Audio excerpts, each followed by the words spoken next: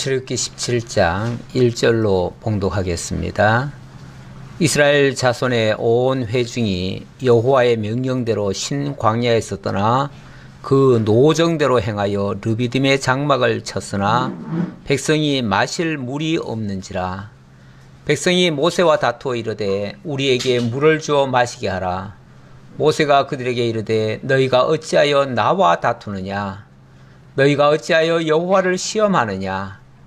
거기서 백성이 목이 말라 물을 찾으매 그들이 모세에게 대하여 원망하여 이르되 당신이 어찌하여 우리를 애굽에서 인도해 내어서 우리와 우리 자녀와 우리 가축이 목말라 죽게 하느냐? 모세가 여호와께 부르짖어 이르되 내가 이 백성에게 어떻게 하리이까? 그들이 조금 있으면 내게 돌을 던지겠나이다. 그들이 내게 돌을 던지겠나이다.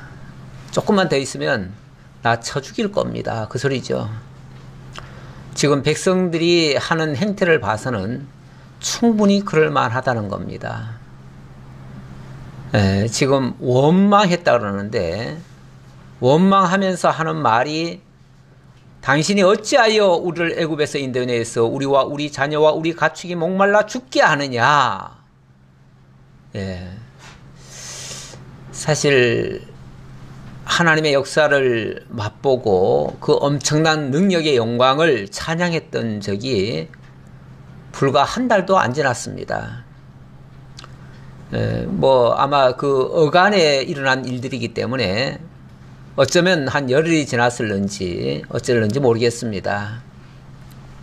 총 해서 이제 한 달 됐어요. 총 출애굽한 지 딱 한 달인데 한 달 만에 지금 벌써 우리가 기억하기에 몇 번의 원망입니까?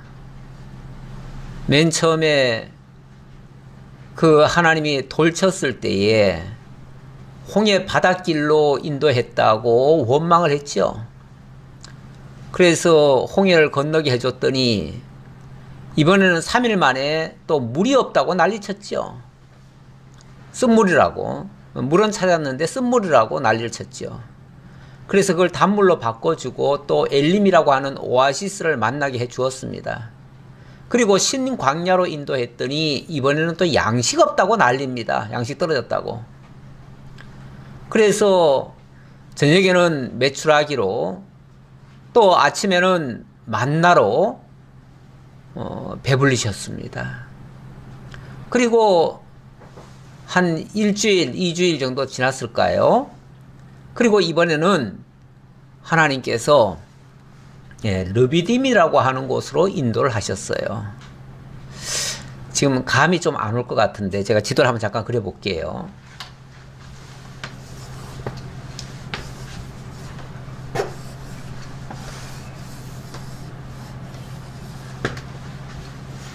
제가 제일 처음 말했던 하나님이 돌쳤다는 말이 이렇게 돌쳤다는 얘기죠. 그래가지고 홍해를 건넜죠. 엘림을 만났습니다. 엘림 오아시스예요. 종려나무 70주가 있고 물샘이 12개나 있는 엘림입니다. 여기서 물을 마음껏 마셨어요. 얼마나 좋겠습니까? 그런데 가만히 여기서 살면 좋겠는데 조금 이동했죠. 어디로 이동했냐면 신광야로 인도했어요. 인도했는데 여기까지가 딱 한 달 걸렸어요. 한 달 걸렸는데 거기서 양식이 떨어졌습니다. 그러니까 또 원망을 했죠. 원망을 하니까 하나님께서 하늘에서 만나를 내려주셔서 해결해 주셨어요. 그리고 인도한 데가 어디냐면 르비딤입니다. 이제 오늘 얘기에 나오는 곳입니다. 르비딤이에요. 이 르비딤으로 인도했어요. 근데 지금 목적지가 어디죠? 가나안 땅이에요. 가나안 땅은 이쪽이잖아요. 여기가 가나안 땅이잖아요. 그렇죠? 여기가 가나안인데 왜 이쪽으로 안 가고 이리 올까요? 그런데 여기 보니까 17장 1절에 보니까 온 회중이 여호와의 명령대로 신광야에서 떠나 그 노정대로 행하여 르비딤의 장막을 쳤으나 이렇게 얘기를 합니다. 그 노정대로, 노정이란 말은 정한 길이라는 뜻이잖아요. 하나님이 정한 길, 하나님이 지금 이 목적지를 가는데 이쪽으로 가는 게 정한 길이라는 거예요. 이게 노정이에요. 노정인데 이게 바른 길이에요. 그런데 사람들이 생각할 때는 이거 거꾸로 가고 있네. 그렇죠? 이리 가야 되는데 이리 가고 있잖아요. 그러니까 거꾸로 가고 있네, 이렇게 생각이 드는 거죠. 여기서부터 한번 하나님의 인도가 마음에 안 드는 거예요. 그렇죠? 아니, 이쪽으로 가야 되는데 좋은 땅 놔두고 이쪽에 가면 좋은 땅 나오거든요. 조금만 가면 좋은 땅 나와요. 그런데 지금 계속 광야길로 가는 거예요. 여기가 신광야라고 그랬잖아요. 아무것도 없는 곳으로 인도했던 거예요. 그러니까 당연히 양식 떨어지죠. 근데 양식 떨어졌는데 하나님은 양식 떨어지게 해놓고 하늘에서 만나를 준비하신 거 아니에요. 그게 하나님이 정한 거예요. 하나님은 이 길이 지금 잘못된 길이 아니에요. 하나님은 정한 길이에요. 정한 길인데 백성이 봤을 때는 이거는 자꾸 사지로 끌고 가는 것 같아요. 근데 여기쯤에 어디 뭐가 있냐면 시내산이 있어요. 시내산. 근데 하나님이 지금 인도하는 곳은 어디죠? 가나안은 최종 목적지고 지금은 일단 어디로 가는 거예요? 예, 지금은 시내산 가는 거죠. 왜? 시내산에 가서 뭐 하려고요? 하나님의 앞으로 이스라엘 백성들이 지켜 행해야 할 모든 율례와 규례, 계명을 주실 거 아니에요. 그 계명을 주시려니까 당연히 시내산으로 가야지요. 그러면 시내산 가는 길이 정 코스 맞지요? 하나님은 지금 그쪽으로 가려고 하는 거예요. 그래서 그쪽으로 가려니까 당연히 이런 광야 같은 데를 거쳐야 돼요. 안 거칠 수가 없어요. 거치면서 거칠 때마다 뭐가 일어나죠? 물론 일단 트러블이 나지요. 트러블은 나지만 하나님은 대안 없이 문제를 일으키시는 분이 아니잖아요. 대안을 가지고 뭔가 오히려 더 좋게 하시는 하나님의 계획을 가지고 지금 이쪽으로 인도해 가시는 거잖아요. 그러니까 어려운 일을 당연히 만나지요. 광야니까 당연히 어려운 일이 만나지요. 만나는데 만날 적마다 하나님의 역사가 나타나잖아요. 그러면은 하나님의 엄청난 역사와 하나님의 능력과 하나님의 영광이 나타날 거 아니에요. 그러면 이제 그걸 보여주고 난 다음에 하나님께서 말씀을 하시면 그 말씀은 100% 들어야 되고 믿어야 되고 그 길을 따르는 것이 옳다는 것이 인정이 되죠. 그렇겠죠? 그러니까 당연히 하나님은 그 길로 인도하시려고, 자, 1차적인 목적지가 지금 시내산이에요. 그러면 시내산으로 데려가는 게 맞잖아요. 이게 하나님의 노정이에요. 그런데 사람들은 왜 이렇게 가냐 이거예요. 왜? 우리를 왜 점점 안 좋은 곳으로 데려가냐. 근데 안 좋은 곳으로 가더라도 걱정하지 마라. 왜? 하나님은 다 해결책이 있다. 오히려 더 좋게 하신다. 보세요. 물이 없으니까 오아시스 만나겠지요. 양식 없으니까 하늘 만나 내려줬잖아요. 그러면은 앞으로 무슨 일이 있더라도 다 해결책이 있겠구나 이렇게 생각하고 그냥 따라가면 될 거 아니에요. 근데 왜 또 원망이냐고요. 왜? 장소만 옮기면 원망이에요. 장소만 옮기면. 근데 이번에는 좀 더 심각합니다. 지금까지의 원망보다 훨씬 더 심각해요. 왜요?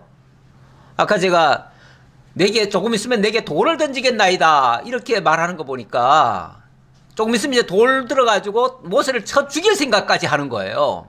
이게 심각한 거예요 지금. 그냥 단순히 원망이 아니에요. 먼저는 그냥 원망했다고 그러는데 이번에는 다투었다 그래요. 다투었다. 원망이라고 하는 거는 일종의 불평불만한 거예요. 다퉜다는 것은 노골적으로 대적을 한 거예요. 점점 강도가 더 세져요. 예. 하나님의 역사를 봤으면서 진짜 엊그제 봤으면서 또 그것이 안 믿어져 가지고 또 원망 정도가 아니라 이제는 돌을 쳐서 죽일 생각까지 하는 거예요. 그 말하는 그 독한 말을 하는 거 보면 조금 있으면 이제 돌까지 들 거예요. 진짜. 이런 백성들입니다. 이런 백성들. 뭐가 이쁘다고 하나님은 자꾸 이렇게 인도해 가실까요? 우리가 살아가는 이 세상도 사실은 광야입니다. 광야인데, 광야와 같은 곳이죠. 광야라기보다 광야와 같은 곳이에요. 그런데, 하나님이 잘 살게 하는 게 목적이라면, 당연히 어디로 가야 돼요? 젖과 꿀이 흐르는 복지의 땅, 가나안으로 인도해 가셔야 돼요. 직행을 하셔야 돼요, 직행을. 그런데, 그게 하나님의 목적인가? 하나님이 이 광야를 살게 하시는 우리를 향하신 하나님의 뜻, 하나님의 목적이 거기 있는가? 다시 말하면 잘 살게 하려는 데 목적이 있는가? 아니라는 거예요. 하나님은 어찌 보면 자꾸만 어려운 길로 끌고 가셔요. 자꾸만 어려운 길로 끌고 가셔요. 끌고 가시는 이유가 잘 살게 하는 게 목적이라면 이렇게 끌고 갈 수가 없어요. 그런데 이런 사건을 만날 때마다 하나님의 역사를 보여주는 거예요. 하나님의 능력을 보여주는 거예요.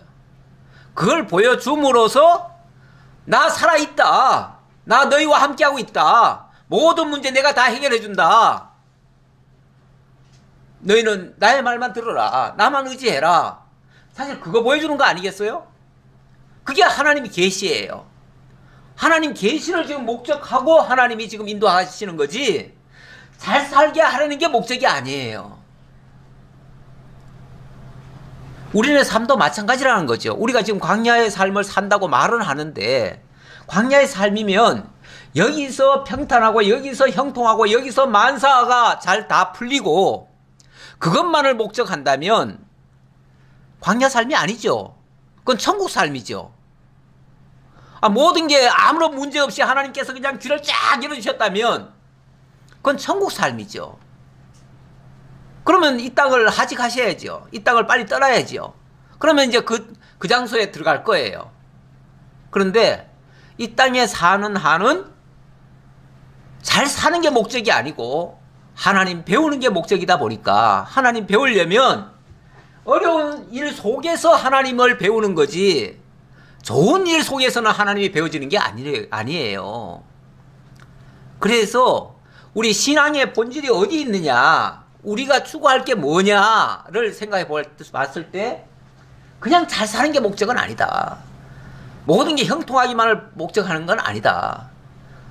그러니까 하나님의 인도하실 때에 그 하나님의 인도를 따를 생각은 안 하고 자꾸만 하나님 너무 힘드니까 이것도 해주세요 저것도 해주세요 그러면 이걸 다 철폐해달라는 얘기 아니에요. 이 길 나는 안 가게 해주세요 그 말이잖아요. 근데 하나님은 이 길 가야 된다는 거예요 지금.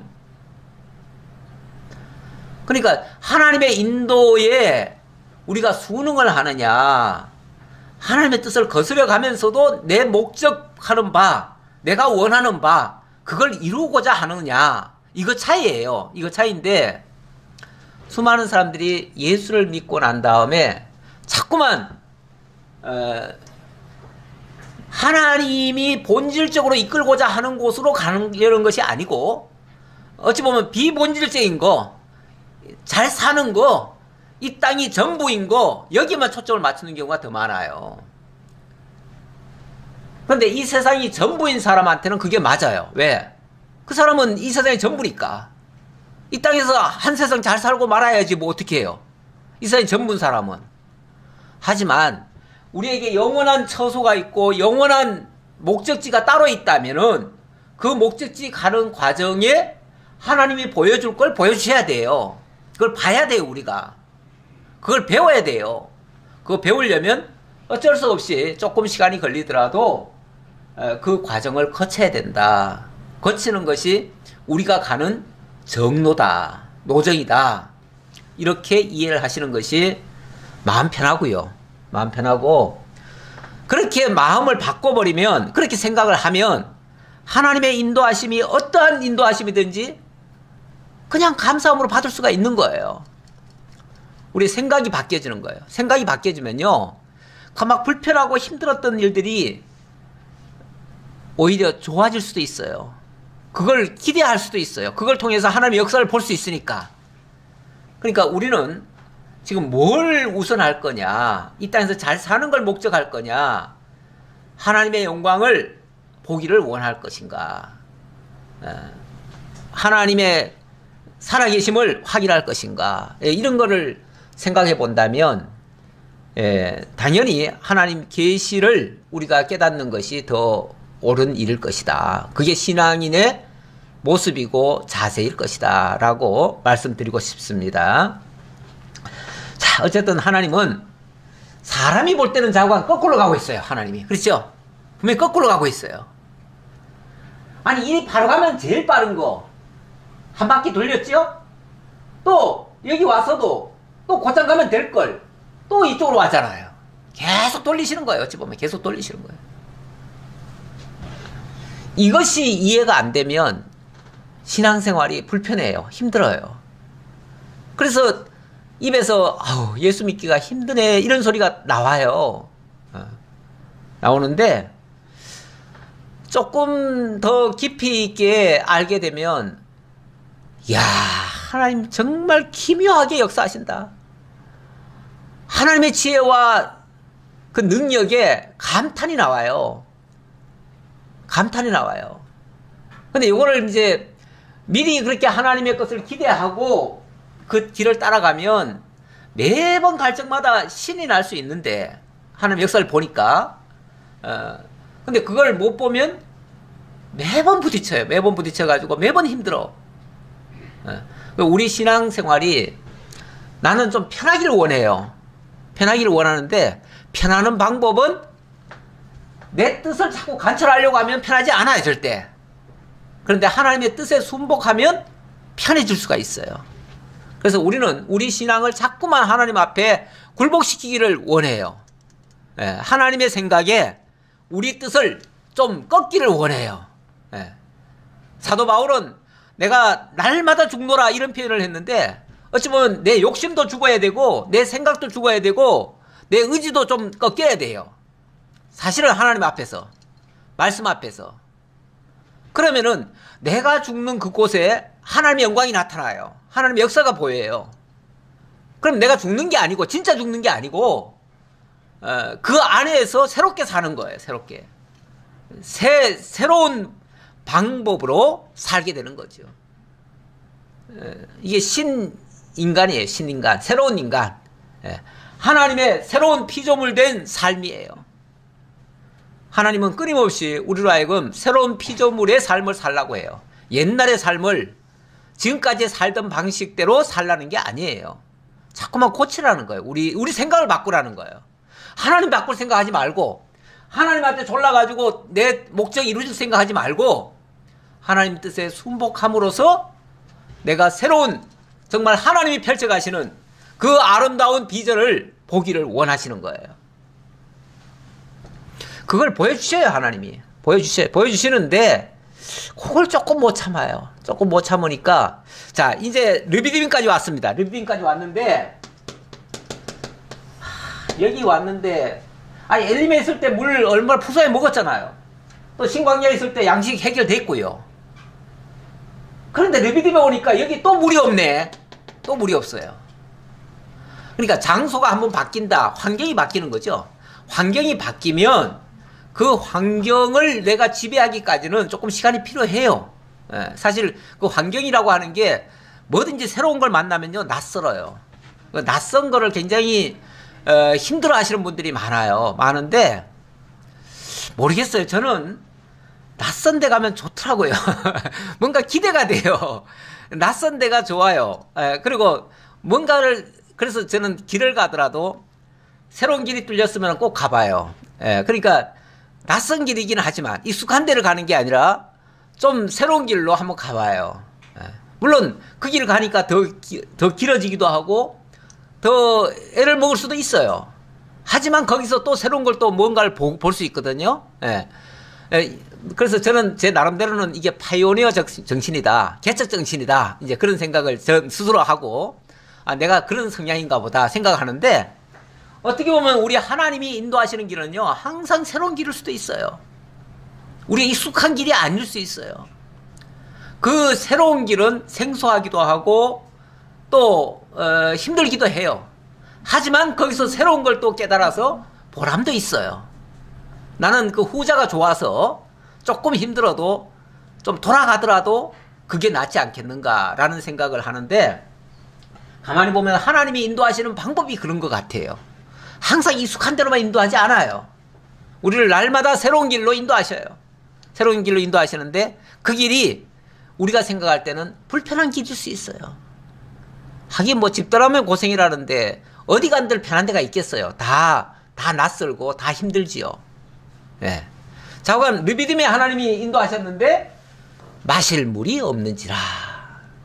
그러면은 마실 물이 없는데 무슨 대책이 있겠지, 이렇게 생각하면 하루 이틀만 참으면 되거든요. 그러면 무슨 대책이 나올 거예요, 틀림없이. 근데 하나님은 또 일부러 또 원망 나올 때까지 기다리시네. 우리 하나님이 원망 나올 때까지 기다리셔요. 왜? 원망 안 나오면 교육이 안 되니까. 그렇죠? 그리고 보면 원망도 전혀 불필요한 건 아니에요. 지나놓고 보면 불필요한 건 하나도 없어요. 다 필요했어요. 그래서 원망도 하게 하고, 근데 이제 문제는 원망하는 게 문제가 아니라 원망하고도 뻔뻔하면 곤란해. 원망했으면 하나님이 뭔가를 바꿔주시면 그때는 회개라도 해야지. 그렇죠? 아이고, 내가 잘못했습니다. 내가 정말 이렇게 미련합니다. 이렇게 어리석습니다. 하고 회개하면 돼요. 회개하면 되는데 우리 인간이 그렇게 회개를 잘 못해요. 자기는 옳다고 계속 주장하죠. 그걸 완고하다 그러고 고집 피운다 그래요. 하나님 앞에. 그래서 하나님 앞에서 완고한 것은요, 사신 우상과 같다 그래요. 우상을 섬기는 것과 같대요. 왜? 우상이 그런 쪽으로 가니까. 지멋대로 계속 가니까. 우리가 하나님의 사람이라면 하나님 말씀 앞에 순종해야 되고 하나님이 행하신 일에 순응을 해야 됩니다. 그게 하나님 배우는 일인데, 하나님은 그걸 이끌어내시려고, 너 속에 그렇게 사악한 것이 있어, 너 속에 그렇게 불순종하려는 마음이 있어, 대적하려는 마음이 있어, 그걸 끄집어내시는 거예요. 끄집어내시려고 물 없는 곳으로 딱 이끌어 오시는 거예요. 아니나 다를까 바로 걸려요. 바로 걸려요. 그래서 백성이 모세와 다투어 이르되 우리에게 물을 주어 마시게 하라. 당장 물려놔, 그 말이죠. 당장 물려놔. 여기까지 인도에 왔으면서 왜 물을 안 주는 거야? 인도했으면 물을 줘야지. 여기까지 데려다 놓고, 아니 왜 그러냐면, 그럴 만도 해요. 왜 그러냐면, 아니 물 좋은 데 있었잖아요. 여기 그냥 살면 되잖아요. 근데 왜 끌고 와가지고 물 없는 데로 데려왔냐 이거예요. 거기가 더 나은데 왜 데려왔냐 이거예요. 좋은 데 놔두고. 그런데 모세인들 자기가 오고 싶어서 왔겠어요? 솔직히. 그렇죠? 모세도 자기가 오고 싶어 온 게 아니에요. 하나님의 불기둥이, 쉽게 말하면 그리로 가라고 인도를 하는 거예요. 그리고 뒤에서는 구름기둥이 또 덮어주는 거예요. 그러니까 그게 하나님이 이끄시는 길이에요. 그러니까 오는 거예요. 그냥 모세는 하나님의 말씀에 순종하는 거예요. 근데 순종해서 뿌린데 그게 백성들이 보기에는 너무 안 좋은 거야. 그러니까 쉽게 말하면 네 판단이 틀렸다 그거지요. 그래서 모세한테 대드는 거예요. 모세를 대적하고 모세와 다투는 거예요. 이게 하나님의 뜻이라고 인정을 안 하는 거예요. 네가 우리를 끌고 왔지, 왜 하나님이 이렇게 나쁜 대로 우리를 끌고 오겠느냐, 이렇게 생각하는 거죠. 이해는 돼요. 충분히 그럴만해요. 하지만 이거는 번지수가 잘못된 거예요. 지금 하나님의 인도하심을 인정하지 않는 거예요. 지금. 그러면서 우리에게 물을 주어 마시게 하라. 모세가 그들에게 이르되 너희가 어찌하여 나와 다투느냐, 너희가 어찌하여 여호와를 시험하느냐. 왜 나한테 그러냐 그 말이죠. 왜 나한테 그러냐. 지금 하나님이 인도하신 건데 왜 나를 향해서 지금 다투느냐, 나한테 왜 그걸 시비를 거냐 그 말이죠. 그러면서 너희들이 이렇게 하는 거는, 이거는 하나님을, 여호와를 시험하는 거야. 여호와를 시험하는 거야 라고 지금 표현을 했는데, 이 시험한다는 말은 하나님이 계신가 아니 계신가 그거 지금 테스트 한다는 얘기잖아요. 왜 우리 가끔 그런 말 해요. 우리가 그렇게 말한다기보다도 어떤 사람이 그렇게 말하는 걸 내가 들은 적이 있어요. 무슨 일이 해도 안 되니까 도대체 하나님이 있기는 있어? 하나님이 있다면 어떻게 이러실 수가 있어? 이렇게 말씀하시는 분이 있더라고요. 하나님이 계시다면 어떻게 우리를 이렇게 할 수가 있어? 내가 하나님 앞에 얼마나 충성을 다했는데 나를 어떻게 이렇게 힘들게 할 수가 있어? 하나님 안 계셔. 안 계시니까 이렇지. 하나님이 계시면 왜 이런 일을 하나도 해결 못 해줘? 라고 원망을 퍼부어요. 우리 곁에 있는 사람은 아니에요. 멀리 있는 사람이 그렇게 얘기를 하더라고요. 예, 그런 소리를 했다는 소리를 내가 들었는데, 그렇게, 우리는 자꾸만 무슨 일이 안 되면 이건 하나님이 하신 거라고 생각지 않는 거예요. 하나님이 하신 거라고 생각을 안 하니까 저 사람이 나쁜 거죠. 그 사람을 향해서 원망을 하는 거죠. 결국은 그것은 하나님이 하신 일을 인정하지 않았다. 그 말은 바꿔 말하면 하나님이 계시다는 것을 인정하지 않는다. 하나님의 존재를 부정한다. 그 얘기나 똑같은 얘기예요. 그게 하나님을 시험한다 그 말이에요. 그래서 왜 하나님을 너희가 여호와를 시험하느냐라고 했는데 그게 너희가 지금 하나님을 안 믿으니까 그 짓 하는 거 아니냐 그 말이죠. 그 말이면서 동시에 이 말은 너희가 하나님을 시험하느냐라고 했지만 엄밀하게 말하면 하나님의 시험에 그들이 걸려 들어간 겁니다. 사실은 하나님이 이쪽으로 인도하신 것이 엄밀하게 말하면 하나님 시험하신 거 아니에요? 이 백성들을 내가 앞에서 이렇게 해줬어요. 물샘 만들어줬어요. 쓴물까지도 단물로 바꿔줬어요. 그리고 하늘에서 만나 내려줬고 고기 먹고 싶다니까 메추라기 보내줬어요. 자, 그러면 다 해결해 주시는 분 아니에요? 그래 놓고 또 아무것도 없는 곳으로 이끌어 오신 거예요. 이건 틀림없이 시험이죠. 하나님의 시험이죠. 너희들이 이래도 나를 믿겠느냐? 라고 하는 시험이죠. 네. 내가 이쪽으로 이끌어 왔는데 그러면 잘해주니까 믿었는데 자 여기서는 이제 양식이고 뭐고 다 줬어요. 주니까 믿었어요. 그런데 그래? 그러면 이쪽으로 한번 데려와 볼까? 이쪽으로 데려와도 너희들 믿는가 볼까? 그리고 믿음으로 데려왔어요. 아니야 다를까 바로 안 믿는 거예요. 바로 안 믿어. 그럼 뭐 한 거예요? 시험에 걸린 거죠. 시험에 합격한 게 아니고 시험에 걸린 거죠. 하나님은 틀림없이 이걸 통해서 시험하신 거예요. 앞에서 시험하신다고 그랬잖아요. 그리고 그걸 통해서 그 시험에 걸릴 적마다 율례와 규례가 하나씩 나와요. 율례와 규례. 이렇게 하면 너희들 걸리는 거야. 그걸 알려주는 거예요. 그 율례와 규례라는 게 결국은 너희들 이렇게 하는 게 순종이고 이렇게 하는 게 불순종이야. 이렇게 하면 너희들 나를 대적하는 거야. 이렇게 해야 돼 라고 알려주는 거잖아요. 그게 율례와 규례예요. 이런 사건이 하나 있을 적마다 하나님은 율례와 규례를 만드시고 그걸 통해서 시험을 하신 거예요. 그런데 아니나 다를까 그 율례와 규례를 어긴 꼴이 돼버렸어요. 결과적으로. 거기서 백성이 목이 말라 물을 찾음에 그들이 모세에게 대하여 원망하여 이르되 당신이 어찌하여 우리를 애굽에서 인도해 내어서 우리와 우리 자녀와 우리 가축이 목말라 죽게 하느냐. 아니 이스라엘 백성들 애굽에서 출애굽시켜가지고 잘 살게 한다는 것이 하나님의 뜻이었고 그걸 누차 지금 알려줬잖아요. 매번 사건 때마다 그거 알려줬잖아요. 예. 그런데 또 우리를 죽게 하느냐라고 말을 합니다. 그러니까 하나도 안 믿었다는 얘기예요. 지금까지 알려줬는데 몇 번 알려줬는데 안 믿고 있더라. 우리가 하나님 믿어요, 하나님 사랑해요 이런 소리 많이 하는데 조금만 어려우면 그 소리가 쏙 들어가고 하나님 있기는 어디 있어 이렇게 바뀌어요. 그러면 진짜 하나님 믿은 건가? 진짜 하나님 사랑한 건가? 하나님 잘해주니까 어린애처럼 잘해주면은 엄마 사랑해요 그러다가 조금 있으면 뭐 한 개만 조금 불편하게 하면 엄마 미워 하고 토라지는 것처럼 이렇게 180도 바뀌는 거예요.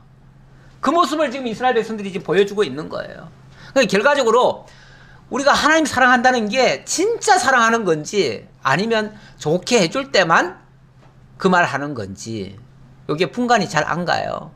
그런데 이게 이제 이렇게 몇 번의 이런 시험을 거쳐서 하나씩 이제 고쳐지기는 고쳐져요. 그러니까 결과적으로 보면 이것도 필요한 과정이에요. 필요한 과정이고 이걸 통해서 하나님을 자꾸 보여주면서 나중에는 믿음이 견고해지도록 만들어 가시긴 해요. 예, 그렇긴 하지만 어쨌든 참 이렇게 연약한 존재라는 것을 우리가 아셔야 돼요. 우리 믿음 좋다고 자랑할 거 하나도 없습니다. 어느 날 이렇게 쌓아 올라가는 것 같은데 밑돌 한 장만 빼면 소바라를 무너져요. 그게 우리 인생이에요. 우리 믿음이에요. 그렇게 자랑할 거 없어요. 그냥 만약에 요만큼 지키고 있다면 이건 하나님의 은혜입니다. 이렇게 말하는 게 맞아요.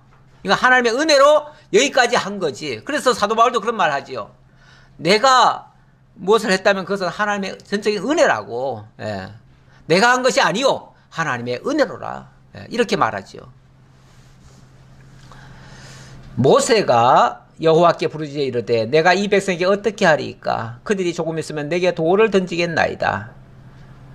모세는 답답하면 이제 하나님 앞에 기도할 수밖에 없죠. 백성들한테 아무리 설명해도 소용없어요. 안 돼요. 예. 백성하고는요, 이 대화가 안 돼요. 대화가. 왜? 지향점이 달라요. 예. 그러니까 하나님 앞에 호소할 수밖에 없죠. 그래서 하나님, 도대체 나보고 어떻게 하라고요? 답답하죠. 조금 있으면은 이 백성들이 그냥 돌을 들어서 날 쳐 죽이려고 합니다. 지금 자기네들 다 죽이겠다고 지금 다 죽이려고 여기까지 끌고 왔다고 지금 생각하고 있으니까 당연히 돌을 들어서 쳐 죽이죠. 그랬더니 여호와께서 모세에게 이르시되 백성 앞을 지나서 이스라엘 장로들을 데리고 나일 강을 치던 네 지팡이를 손에 잡고 가라. 그랬더니 하나님이 이렇게 말씀하시네요. 백성 앞을 지나서 이 말은 백성들 보는 앞에서 그 말이에요. 백성들 보는 앞에서 이스라엘 장로들을 데리고 나일강을 치던 네 지팡이를 손에 잡고 가라. 그러니까 장로들 쉽게 말하면 다 부르라는 거예요. 불러가지고 그 장로들 데리고 백성들 다 보는 앞에서 데리고 이 지팡이 하나만 들고 내가 가라고 하는 대로 가라 그 말이에요. 예. 어떤 분은 이 장면을 가지고 그렇게 얘기를 했더라고요. 이 원망하는데 제일 앞장섰던 자들이 장로들이 아니겠느냐. 그러니까 이 장로들이 대표로 해가지고 자기들은 백성 위한답시고 우리가 백성을 대표해서 지금 당신한테 지금 따지는 거예요. 왜 우리를 여기까지 인도에 왔어? 이 백성들 다 죽이려고 데려왔어. 아마 이렇게 했지 않았을까. 그러니까 그 장로들 데리고 가지 않았을까.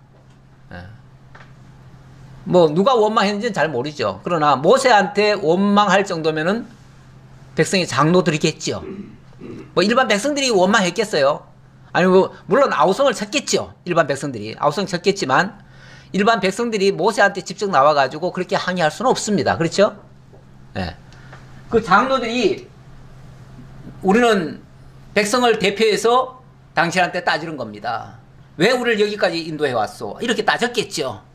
그러니까 그 장로들을 데리고 간 것 같아요. 하나님 그렇게 가라고 한 거예요.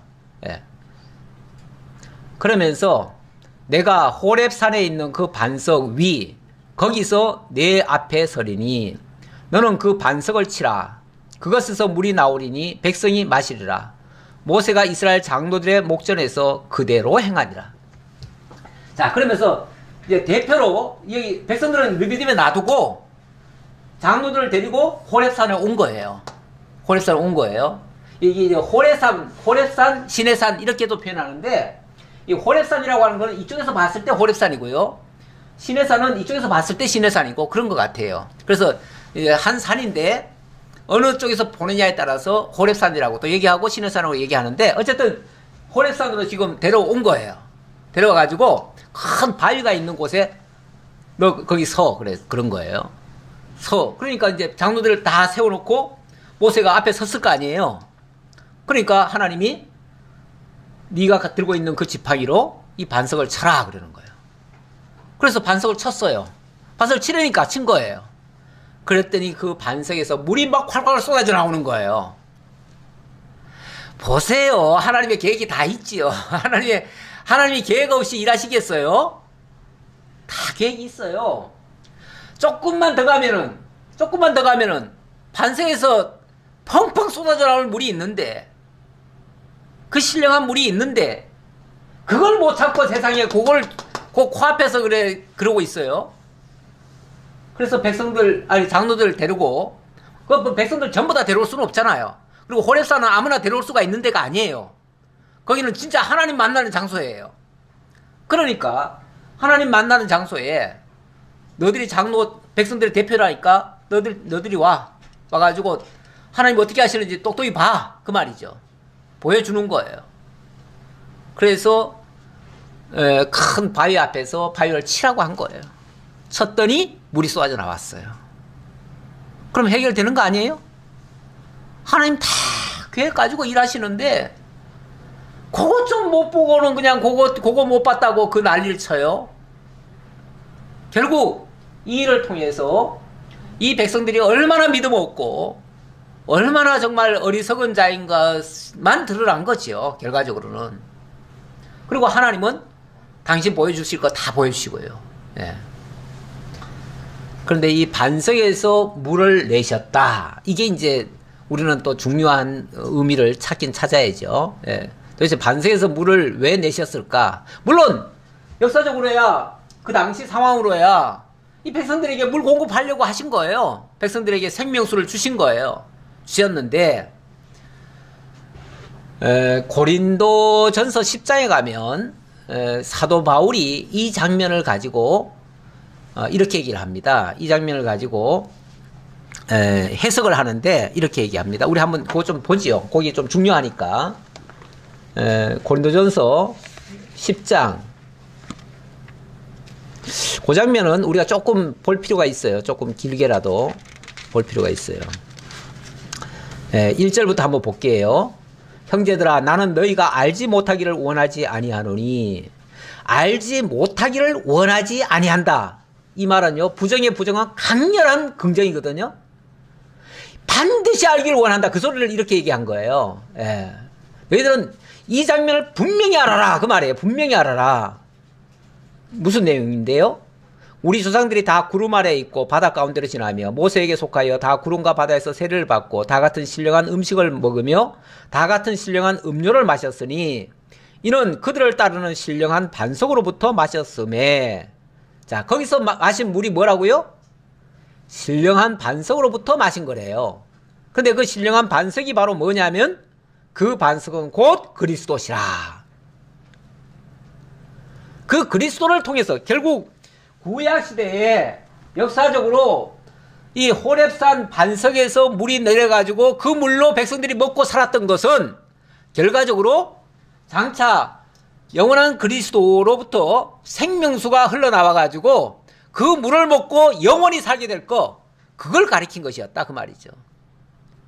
이 세상에 몹쓸 쓴물 같은 먹어도 얼마 안 가서 또 목마를 그런 물이 아니라, 그래서 예수님이 그 수가성 여인에게 갔을 때 그런 말 하잖아요. 물 좀 달라 그러니까 그 여인이 아니 어떻게 그 유대 사람이 어디 사람입니까? 사마리아 사람한테 물을 달라고 할 수 있느냐? 왜냐하면 유다 사람들과 사마리아 사람들은요 상종을 안 했어요. 그 당시에 유다 사람들이 사마리아 사람들을 아주 개같이 여겼거든요. 그래서 아예 상종도 안 하는데 예수님은 와가지고 물 달라고 하니까 그랬더니 네가 내가 누군 줄 알았더라면은 물을 줄 뿐만 아니라 나에게서 물을 요구했을 것이다. 나에게서 물을 달라 했을 것이다. 당신 누군데요? 그러니까 우리가 그러면서 쭉 메시아 얘기하니까 내가 바로 그다 이렇게 얘기를 하죠. 그러면서 결국은 당신에게서 생수가 나와서 영원히, 그러니까 네가 주는 그 물은 먹으면 다 또다시 목마르지만 내가 주는 물은 영원히 목마르지 아니하리라 하면서 그 물이 바로 성령을 통해서 생수의 강이 흘러넘치리라 이렇게 얘기를 하지요. 요한복음 4장에서부터 7장 이렇게 쭉 연결되면서 그 말이 생수 얘기가 계속 나옵니다. 결국 예수님이 신령한 반석이고 생수가 되신다는 얘기예요. 그러면서 참 아까 그 얘기를 조금 그 끝에 조금만 더 봐야 되겠는데 고린도전서 10장 그러면서 6절. 이러한 일은 우리의 본보기가 되어 우리로 하여금 그들이 악을 즐겨한 것 같이 즐겨하는 자가 되지 않게 하려 함이니, 일종의 경계의 거울이 된다는 얘기예요. 경계의 거울이 되고, 11절에도 그 말이 나오네요. 11절. 예. 그들에게 일어난 이런 일은 본보기가 되고 또한 말세를 만난 우리를 깨우치기 위하여 기록되었느니라. 구약 성경에 왜 이런 일을 만들고 이걸 또 성경에 기록을 해놨느냐 하면은, 말세를 당한 우리들에게 본보기가 되고 경종을 울리고 경계의 거울이 되게 하려고 그랬다. 우리도 원망하다가는 결국은 망할 수밖에 없다. 그러면서 시험 얘기하면서, 그런즉 선줄로 생각하는 자는 넘어질까 조심하라. 사람이 감당할 시험밖에 너희 강한 것이 없나니 오직 하나님은 미쁘사 너희가 감당하지 못할 시험을 당할을 허락하지 아니하시고 시험 당할 즈음에 또한 피할 길을 내사 너희로 능히 감당하게 하시느니라. 그러니까 하나님의 모든 시험은요, 감당할 만한 시험을 주신다는 거예요. 그러니까 이거는 내가 도저히 감당 못해, 이게 아니고 네가 감당할 수 있으니까 내가 시험한 거다, 그 말이에요. 그리고 감당하려고만 하면 피할 길도 주신다는 거예요. 그러면서 반드시 문제 해결책도 가지고 있다는 거예요, 하나님이. 그러니까 그 해결책을 믿고 나아가면 시험에 안 걸리는데, 그걸 못 믿으면 시험에 걸린다. 그래서 구약시대에 이거는 다 너희들에게 경계의 거울로 준 거다, 본보기로 준 거다. 그러니까 그런 일이 있을 때, 그러니까 말세를 당한 우리에게도 반드시 그런 일이 있다, 그 얘기예요. 있을 거니까 그런 일이 있을 때에 하나님 시험하지 말아라, 시험하지 말아라, 그 얘기예요. 그러면서 그가, 다시 본문 돌아옵니다. 7절. 그가 그곳 이름을 마사 또는 무리바라 불렀으니 이는 이스라엘 자손이 다투었으며 또는 그들이 여호와를 시험하여 이르기를 여호와께서 우리 중에 계신가 안 계신가 하였습니다. 결국 이렇게 한 행위 자체가 하나님이 계신가 안 계신가 그거 테스트한 거였다. 백성들이 결국은 하나님 시험한 꼴이었다. 그런데 사실은 그게 하나님의 시험에 걸린 거다, 그 얘기예요.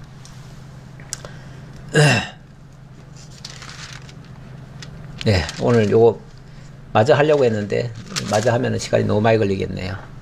네, 오늘 여기까지 하죠. 오늘은 반석에서 하나님이 물을 내셔서 우리에게 영원한 생수를 주시는 하나님이시다라는 걸 알게 해주었습니다. 그리고 이게 이제 아까 그리스도에까지 연결을 했는데, 사람들이 이렇게 쳐서 시험에 걸리면은 이런 치려고 하는 행동을 하는데, 결국은 장차 예수 그리스도가 우리를 위하여 온갖 희생을 다 했는데 그 예수를 이스라엘 백성들이 어떻게 했습니까?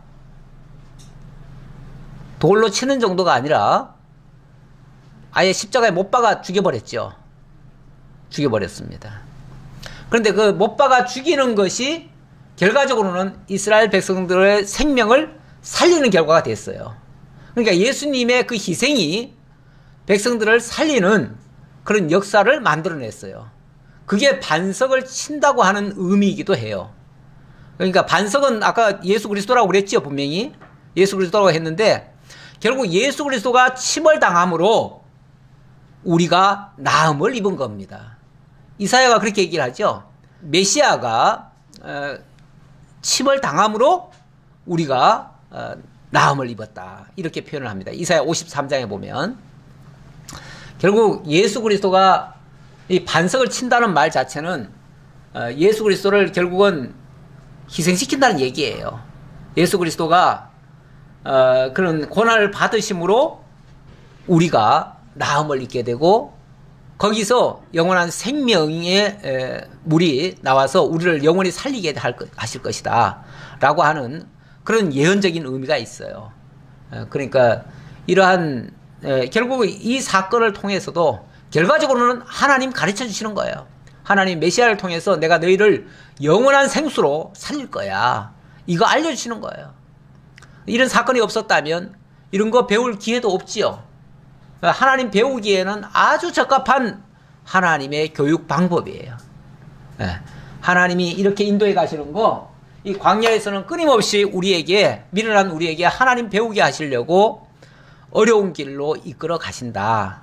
그런데 좀 지나놓고 보면 그 어려웠던 일들이 다 오히려 더 좋게 된다.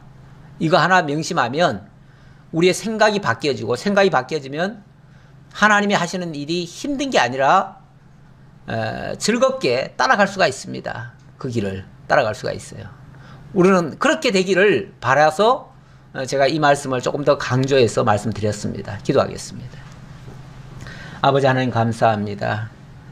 하나님이 하시는 일 언제나 지혜롭고 언제나 아름다운 결말로 이루어지지만 그 과정에서 미련한 인간들이 그것을 잘 깨닫지 못해서 때로는 원망하고, 그렇게 인도한 또 지도자를 원망하고 결국은 하나님을 시험하는 결과에 이른다는 사실을 오늘도 다시 한번 깨달았습니다. 아버지 하나님, 늘 말씀 앞에 순종한다는 것이 하나님의 인도하심을 그대로 받는 것임을 다시 한번 기억하고, 우리를 하나님께서 어디로 인도하든지 그곳이 비록 아골골짝 빈들이라 할지라도 우리는 찬송하며 따라가겠다고 노래만 부를 것이 아니라 진정으로 우리 삶 속에서 그러한 삶이 나타날 수 있도록 역사해 주옵소서.